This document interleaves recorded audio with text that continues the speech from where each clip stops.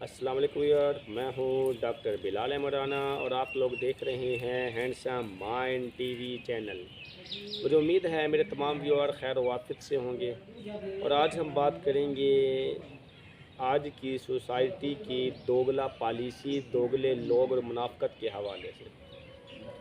और दोगलेपन होने की शिद्दत आप यहाँ से नोट कर लें कि हम किसी को जानी नुकसान पहुँचाने का सोच भी नहीं सकते, लेकिन उससे उसकी खामियां याद दिलाकर इतना ज़्यादा उसको टॉर्चर करते हैं, सारी रात सोचने पे मजबूर करते हैं, साइकोलॉजिकल पेशेंट बना देते हैं, मेंटली तौर पे डिसहार्ट करते हैं। और इतना ज़्यादा हम उस बंदे को स्ट्रेस डिप्रेशन के अंदर ले जाते हैं कि वो बंदा उस डिप्रेशन की वजह से मरते मरते मरते मरते मरते मरते के वक्त ऐसा आता है कि जीता जी मर जाता है, या लॉन्ग टर्म किसी ऐसे बीमारी में चला जाता है कि जहाँ से उसको सिर्फ डिप्रेशन और सिर्फ स्ट्रेस के अलावा कुछ दिखाई नहीं देता।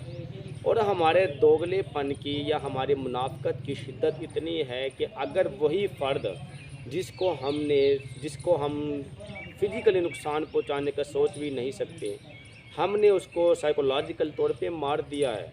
हमने उसको इतना ज़्यादा उसकी खामियां याद दिला दिला के उसको नुकसान पहुंचा दिया है कि वो अब डिप्रेशन में चला गया। और अगर वही फ़र्द किसी बीमारी का शिकार हो जाए तो कितने ज़्यादा ज़ुबान मुंह के ऊपर हंसी सजाए हम उसकी इयादत के लिए पहुंच जाते हैं, उसकी इयादत के लिए पहुंच जाते हैं और फिर उसको दुआ भी दे देते हैं कि अल्लाह की ज़ात आपको हर तरह के दुखों से बचाए, यानी डिप्रेशन से बचाए। और जब ये दुआ दे के आते हैं और वो फ़र्द अगर ठीक हो जाए तो फिर से उसके ख़िलाफ़ उसकी खामियाँ याद दिला दिला के, उसके दुखों को याद दिला दिला के, उसकी अलमनाक वाक़ियात और बातों को याद दिला दिला के इतना ज़्यादा हम उसको टॉर्चर करते हैं कि वो सारी रात उस दुखों के अंदर रहे, उस अलमिये के अंदर रहे। और अगर उसकी वजह से अगर वो बीमार हो भी जाए तो फिर दोबारा से हम उसकी इयादत के लिए पहुंच जाते हैं और दुआएं दे आते हैं, अल्लाह ताला आपको हर तरह के दुखों से बचाए। और अगर वो दुखों से बच के सेहतयाब हो भी जाए तो फिर हम उसको इतना दोगलापन और इतनी मुनाफ़क़त करते कि फिर से हम उसको उसकी खामी उसकी याद दिला दिला के उसको डिप्रेशन के अंदर ले जाते हैं।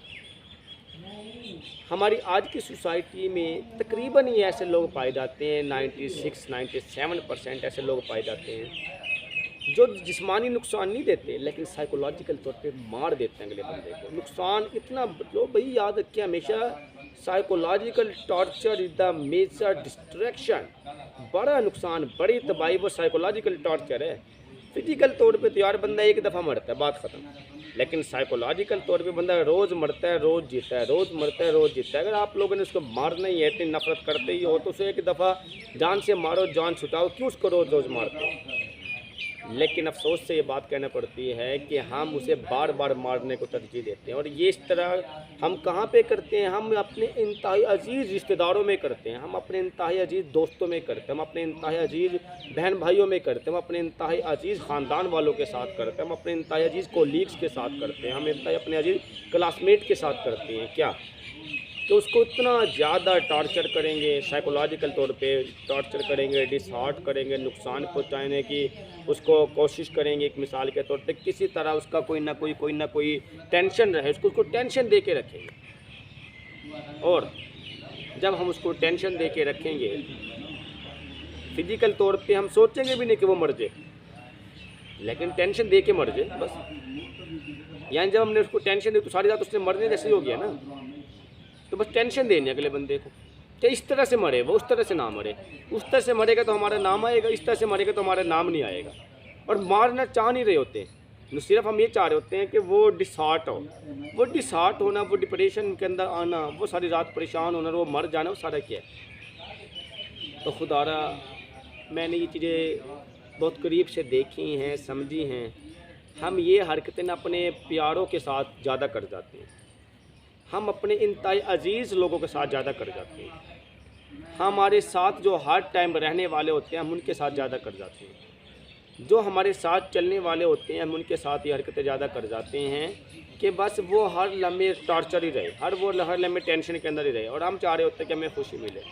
और भाई किसी दूसरे को दुख देख के अगर आपको लगता है खुशियाँ मिलती हैं तो मैं लानत भेजता हूँ ऐसे खुशियों के ऊपर। किसी दूसरे को दुख दे के खुशियाँ नहीं मिला करती, लेकिन हमारी सोच ऐसी है क्योंकि हमने दुख सुख का मालिक अपने आप को समझा हुआ। अल्लाह रब्बुल की ज़ात को तो हमने समझा ही नहीं है कि दुख सुख का मालिक हम नहीं हैं, बल्कि अल्लाह रब्बुल की ज़ात दुख सुख का मालिक है। और हम समझ रहे ये होते हैं भाई जिस तरह से हम किसी को टेंशन दे देंगे, किसी को नफसियाती तौर पर मरीज़ बना देंगे, तो बस ऐसे निज़ाम चलते हैं। तो खुदा याद रखें, अगर आपको दोगलापन और मुनाफिक के साथ ना दे, अगर आपको एक बंदे के साथ चलना है तो फिर उसको थोड़ी सी भी टेंशन ना दें, उसका ख्याल रखें, उसका मोहब्बत दें, उसका एहसास रखें, उसको रिस्पेक्ट दें, उसको इज़्ज़त दें, उसका मान रखें, उसको नुकसान पहुंचाने का ना सोचें, उसको टॉर्चर करने का ना, उसको टेंशन ना दें, उसको उलझन में शिकार ना करें, उसको परेशानियां ना करें। अगर उसकी ज़िंदगी में कोई दुख है तो उसको बार बार याद ना करें। अगर उसकी ज़िंदगी के अंदर कोई अलमनाक वाक़या तो परेशानी है तो उसके सामने ना दोहराएं।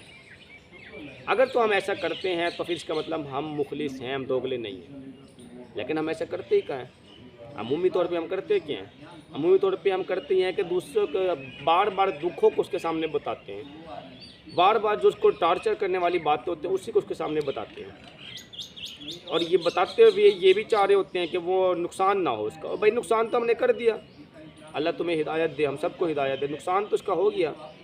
जब इस तरह से एक बंदे को अगर हम लेके चलेंगे तो फिर हमेशा याद रखें उस बंदे को हम अपने हाथों से मार रहे हैं। दुख इस बात का नहीं है कि किसी गैर के लिए हम ऐसा करते हैं, दुख इस बात का है कि हम अपनों के लिए भी ऐसा करते हैं। दुख इस बात का है कि हम अपने बहन भाइयों को भी इतना ज़्यादा टॉर्चर करके रखते हैं, नफसियाती मरीज़ बना देते हैं। दुख इस बात का है कि हम अपने माँ बाप को भी अक्सर टॉर्चर कर जाते हैं। दुख इस बात का है कि हम अपने दोस्तों को बहुत ज़्यादा टॉर्चर करते हैं, उन्हें नफसियाती मरीज़ बना के रखते हैं, उन्हें टेंशन दे के रखते हैं, और फिर उनसे मोहब्बत के झूठे दावे भी करते हैं। दोगले लोग हैं, मुनाफिकत करते हैं, नफ़रतें अंदर होती हैं, छुपाते हैं, ऊपर से मोहब्बत दिखाते हैं।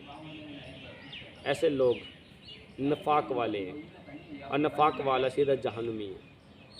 मेरे नबी वसल्लम की ज़ात को सबसे गंदी चीज़ों में जो सब बहुत गंदी चीज़ लगती थी वो नफाक, मुनाफिकत, दोगला पॉलिसी, अंदर से कुछ बाहर से कुछ। याद रखें, ऐसे लोग किसी दूसरे का क्या नुकसान पहुंचाएंगे, हमेशा अपने नुकसान पहुंचा जाते हैं। क्योंकि इस मुनाफिकत की वजह से उसका तो नुकसान हो या ना हो, वो ख़ुद भी उलझन का शिकार रहते हैं, वो ख़ुद भी टेंशन का शिकार रहते हैं, वो ख़ुद भी परेशानी का शिकार रहते हैं। और अगर इस तरह से करेंगे तो हम किसी दूसरे के लिए टेंशन बना रहे होते हैं। दुनिया में कोई ऐसा होता है जो हमारे लिए टेंशन बना रहा होता है, फिर कोई तीसरा होता है जो उसके लिए भी टेंशन बना रहा होता है। तो जब इस तरह से निज़ाम को लेके चलते हैं तो फिर सारा निज़ाम टेंशन में चलता है। और यही वजह है कि हमारी आज की सोसाइटी सारी ही टेंशन के अंदर डूबी पड़ी है। इस टेंशन से निकालने का एक ही तरीका है, और वो तरीक़ाकार क्या है? हमें अपने अंदर से दोगला पॉलिसी को, दोगलेपन को और मुनाफिकत को मारना होगा। हम जिसके साथ मुखलिस हैं बस उसको सच्चे दिल से मोहब्बत करें, उसको नुकसान देने के बारे में सोचे भी। और अगर हम ऐसा करते हैं तो इसका मतलब हम मुखलिस हैं, और अगर हम ऐसा नहीं करते तो फिर हम दोगले मुनाफिक लोग हैं। मुझे उम्मीद है कि ये वीडियो देखने के बाद आप लोग बंदे के बच्चे बन देंगे, और दोगला पॉलिसी मुनाफिकत से किसी को साइकोलॉजिकल तौर पे टॉर्चर करने के बजाय अगर उसको मोहब्बत देनी है तो सच्चे दिल से देंगे, नहीं तो बस फिर पीछे हट दें। कम अज़ कम एटलीस्ट आप सच्चे दिल, सच्चा होने का सबूत तो दे दें।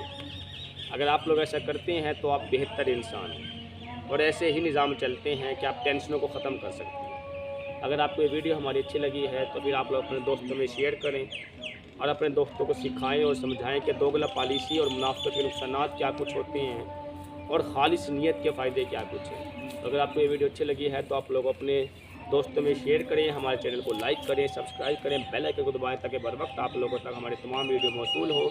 इसके साथ ही अपना ख्याल रखिएगा, इजाज़त दीजिएगा, अल्लाह हाफिज़।